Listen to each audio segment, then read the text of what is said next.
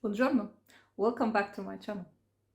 Today we are going to spill the tea on niche. Now, when I was still at the beginning of my journey into fragrances, I used to follow a lot of these big YouTubers, influencers who continuously spoke about all these niche brands that cost a fortune and come in these intricate, exquisite bottles, and kept on raving about them and how they are exquisite and they smell unique and luxury in a bottle, etc., etc. And I was really, really intrigued. You see, at that time, I didn't even know what niche is.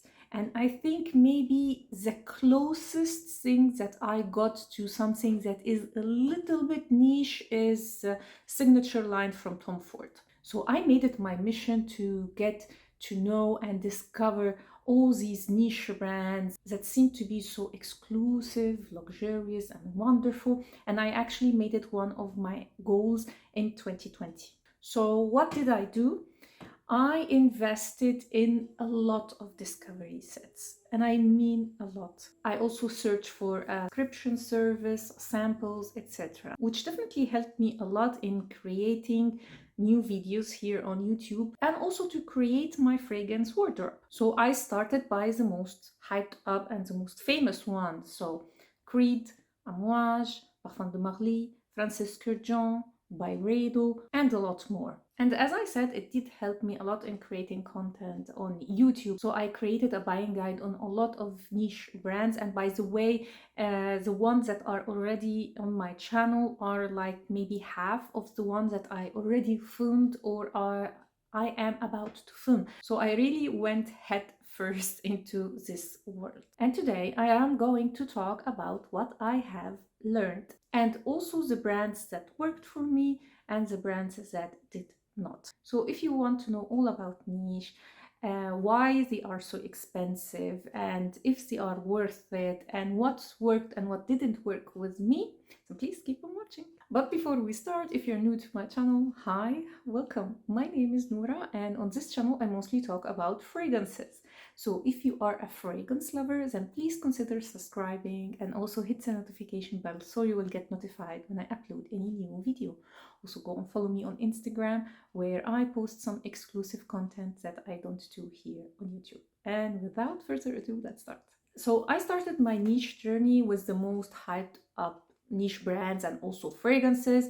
So Baccarat Rouge 540 and the whole house of Francis Kurkdjian, of course Delena and Parfum de Marly. All these brands and fragrances that seem that everybody likes, and I was like so curious and I wanted to know, oh my god, this must be amazing, a work of art. So I went and got myself samples and discovery sets, etc. So what did I learn?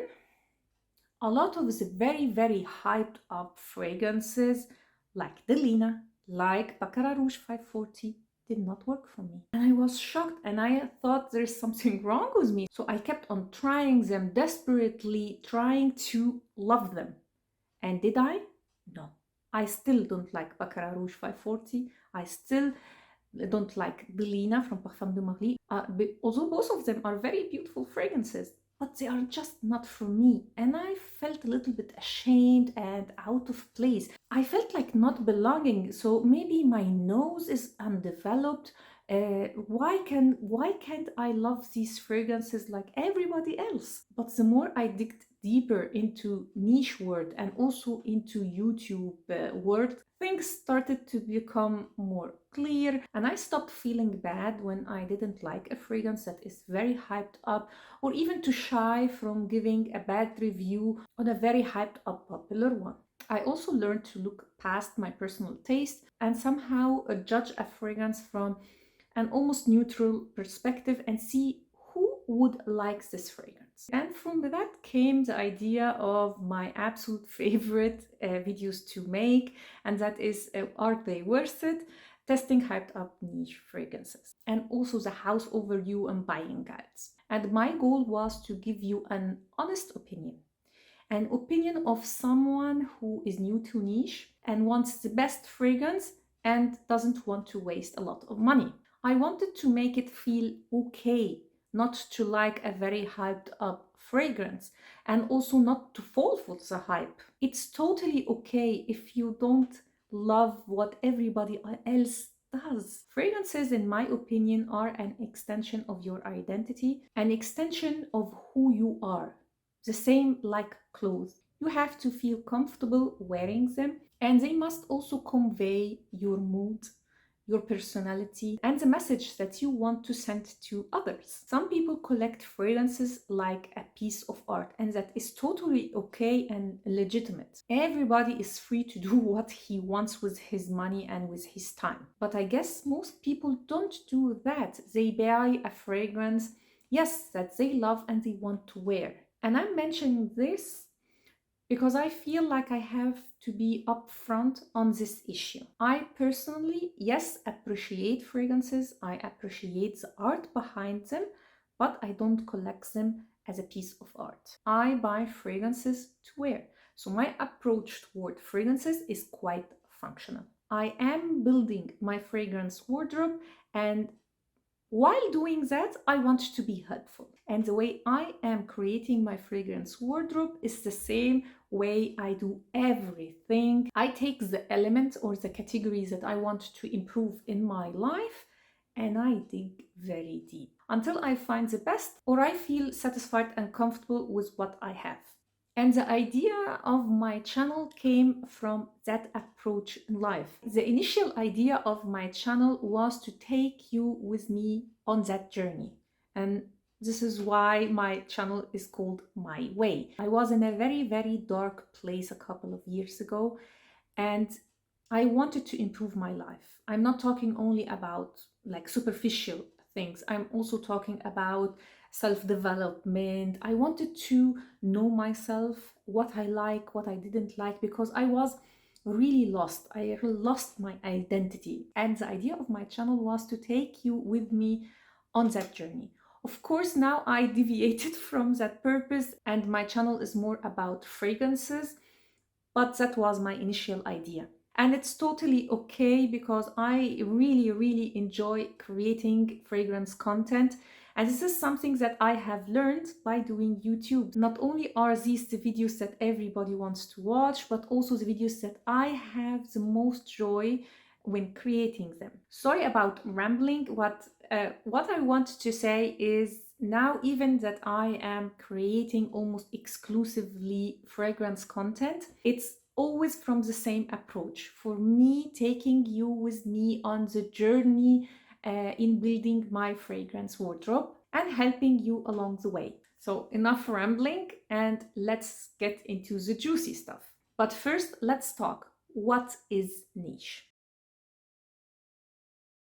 By niche, usually we talk about fragrance houses or brands that do exclusively fragrances. These include a lot of fragrance houses like Parfum de Marly, Creed, Amouage, Francis Kurkdjian, and a lot of less known brands. Designer fragrances, on the other hand, are fragrances that are produced by a company, a brand that doesn't do exclusively fragrances. And that includes a lot of fashion houses like Dolce & Gabbana, Armani, Dior, Chanel, you name it. And that category includes also brands that are not fashion houses. For example, we have jewelry houses like Van Cleef & Arpels, Tiffany, or even glass and crystal brands like, for example, Lalique. Then there are some houses that walk the fine line between niche and designer, and that includes, for example, Guerlain. That's some debate if we should include it in niche or in designer words. But I find all of that really a matter of technicality because some brands, let's take for example Tom Ford. Tom Ford, like a lot of fragrances, are very niche-like, and that includes also the price tag. There are also the private collections that are included into designer fragrances. So we have Maison Lancôme, Armani Privé, La Collection Privée from Christian Dior. I think almost all of the very famous designer houses have their private collections, and these are a little bit more exclusive. They are definitely pricier, and and they have a niche touch to them. So why are niche so expensive? And let me start by saying not all niche brands are very expensive. There are some niche brands that have the same price tag of designer houses, like for example Chanel fragrances, and sometimes even less. So why are these so expensive? They will tell you it's more about the quality. So niche brands usually tend to have better quality than the designer fragrances. And that is true, yes, but not all brands. Mostly what you are paying for is actually the packaging. So you are paying more for the niche feel, the luxury feel that a lot of niche brands have. In the same way, you are paying actually for the name for a lot of designer fragrances, like for example, Chanel. I love Chanel. What you are mostly paying for is the name. And a part of the lavish packaging and presentation, you are paying also for a higher quality and better performance. Is that true for all brands? No. Which takes me to the next question. Are they worth it? And in a few words, not all of them. Some brands are definitely worth the money when it comes to presentation, high quality, better performance. For example, Amouage. Amouage is a brand that I personally don't like very much. But you definitely are paying for the high quality, which you can really smell. Then there are other niche brands that, in my opinion, are overpriced and overhyped. Generally speaking, you are paying for exclusivity, not only because of the price tag, but because they are unique and not everybody is wearing them. Because these houses, generally speaking, have more liberty in their artistic side. In other words, they are not like really mass pleasing. And by mass pleasing, I mean fragrances that are not common and therefore are not worn by a lot of people. So with mass pleasing fragrances, I mean fragrances that have a scent profile that is common and that is pleasant to a lot of people, or the majority of people. And that is totally okay, and there is nothing wrong with it. I personally love a lot of very, very mass pleasing scents. Sometimes mass pleasing is also used, and I personally sometimes use it in that sense, that it is so common that it's an unnecessary release, that there are hundreds of other fragrances that smell almost identical, if not very, very similar. So you don't have to go out of your way to buy these fragrances. So now that I have tested the majority of the very hyped up niche brands, did my taste change? Yes, it definitely did. But I wouldn't say that necessarily it's because I tested a lot of niche houses and niche fragrances, but because I tested a lot of fragrances in general. What definitely changed is that niche brands taught me to be very thoughtful before buying and be less of an impulsive buyer. I'm definitely guilty of blind buying, impulsive buying, but it definitely got better. And the taste change is actually inevitable. Now, I found my soft spot actually in luxury fragrances, and with that I mean fragrances from the private collection. This is definitely where I am now, and they are slowly becoming the majority of my fragrance collection. They are more expensive, yes, but they are still unique without being challenging. In other words, they are fragrances that are unique but wearable. Now let's get to what will be, I think, the controversial part of this video, and that is the brands that worked out for me and that did not. And I will not categorize them as brands that are worth your money and brands that are not. And that is because I am also guilty of buying some niche brands that, even if they are overpriced, I still like the fragrance and I buy. Like for example, Jo Malone. Jo Malone, generally speaking, for me is an overpriced brand. but they have very beautiful fragrances in their line. And although they are not very long lasting, I love them, and I have 2 or 3 fragrances from Jo Malone. So I don't want to be a hypocrite and tell you, oh, this is an overpriced brand, and then buy from them. Because the same criteria I can also apply on designer houses. For example, in my opinion, the Omnia line from Bulgari and the Dolce line from Dolce & Gabbana are definitely overpriced. In my opinion, they are overpriced for what they are. Are in these lines that I find overpriced some fragrances that I like and that I would buy? Yes. So it's the same thing. And with that out of the way, let's start on a positive note, and I will tell you about the brands that worked out for me that are my absolute favorites. And the first one, of course, is Memo Paris. I discovered Memo at the beginning of the year, and I totally fell in love with this brand. I have 3 in my collections now, apart from the travel size that I also have. I have a lot on my wish list. I have a buying guide on them if you want to check it. I will leave it linked down below and in the eye up here. This is a niche brand that I wouldn't say is like beginner friendly. So if you are starting into niche, maybe Memo is not your best choice, but they definitely have some mass-pleasing scents, especially their floral collection. So fragrances like Sintra, Tamarindo, Ela Dumil, Granada are, generally speaking, very mass-pleasing scents. You are definitely paying for the packaging. Yes, the packaging is absolutely stunning. They are a work of art. But you are also paying for quality. You can smell the quality in all of their fragrances, even the ones that don't last very long. But the majority of their fragrances are long lasting and perform very, very well. Again, if you want to know all about the brands, then check my buying guide. Then there is Parfum de Marly. And Parfum de Marly is definitely a beginner-friendly niche house. I would say this is the niche house to go to if you are still at the beginning of your niche journey. They have stunning fragrances, especially the men collection. For me, the men collection from Parfum de Marly is even better than the women collection, but still also the women collection is stunning. So although it is one of the niche brands that has a lot of hype behind it, but it is for a reason.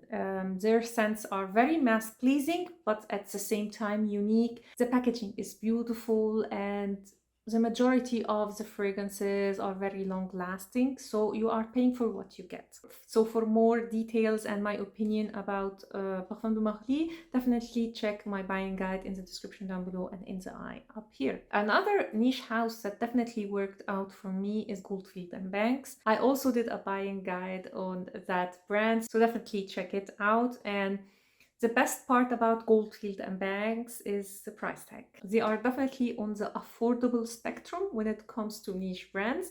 And for that, I also love them very, very much. Their fragrances are unique, but not challenging. They have a variety of scent profiles, so florals, fresh, woody.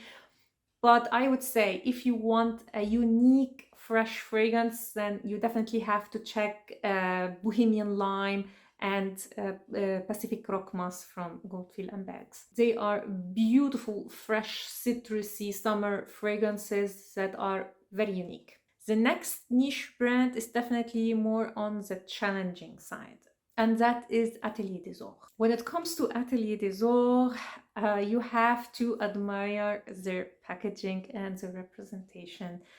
Their bottles are a work of art. They have actually gold flakes in their bottle, which is very unique and aesthetically pleasing, and the scents themselves are very unique and of high quality. But I wouldn't categorize them as beginner-friendly niche brand.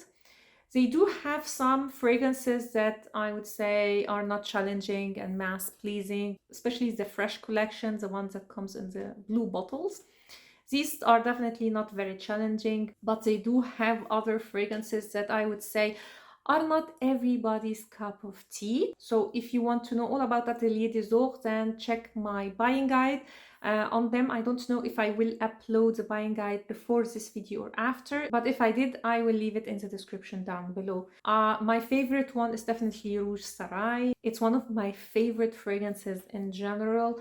It's a beautiful, gourmand, woody fragrance that is absolutely stunning. I also have Rose Umayyad, a very stunning oriental rose fragrance on my wish list. They also have a very unique fresh fragrance called Blanc Bolicom. So definitely stay tuned for my buying guide on Atelier des Ors. Another niche brand that I personally love is Acqua di Parma.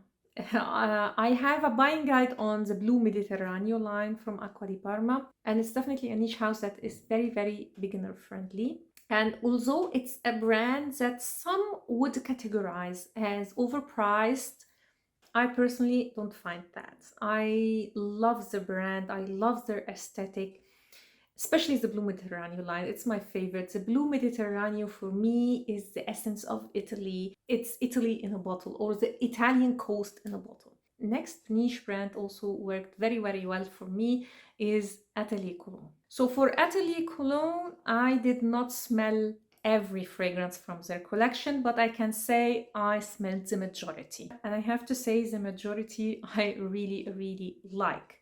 Again, it's a brand that some would consider overpriced, but for me they just work. I love Atelier Cologne, especially their fresh fragrances: Orange Sanguine, Love Osmanthus, Cedar Atlas. They have a stunning fresh collection. If you are into freshies, you will definitely love Atelier Cologne. And these are the niche brands that I can safely talk about because I've tested all their fragrances, or at least 90% of their fragrances, and they worked out for me. Now let's go to brands that did not work out for me. And a big disclaimer here, a lot of these niche brands I did not test completely. So I did not test all of their fragrances or the majority of their fragrances.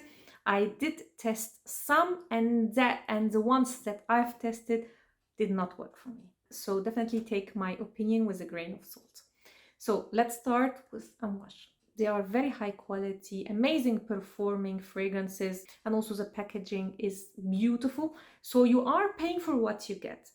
But the scent profile of most of Amouage fragrances, and I have tested like 80% of their women collection, I did not like. Some did work out for me, like for example Amouage Honor, which is in my collection. I also liked Love Tuberose, but the rest was just not for me. So although the brand itself I find worth the money, the scents themselves did not work out for me. Another niche house that did not work out for me is Francis Kurkdjian. Yes, I didn't try every fragrance, but I tested the best sellers, let's say. So Baccarat Rouge 540, Oud Satin Mood, Oud Silk Mood, Grand Soir, Gentle Fluidity Gold, and others. And although I really admire, like really appreciate the art behind these fragrances, they are very unique, stunning fragrances, but just are not for me.